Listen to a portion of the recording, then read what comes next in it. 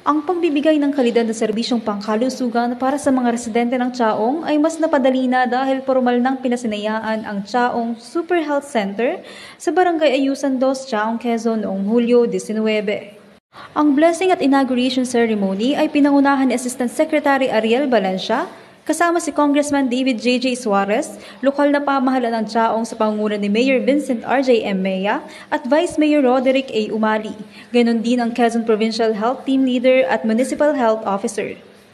Ang naturang Super Health Center ay mayroong basic health equipment na makapaghahatid ng pangunahing serbisyong medikal tulad ng outpatient care, laboratory testing, diagnostic services at iba pang basic health services.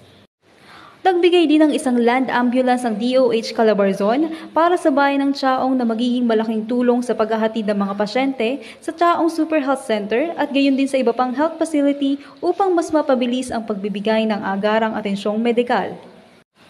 Vel Marasigan nag-uulat para sa DZDG 96.7 Dasn Radio at your service.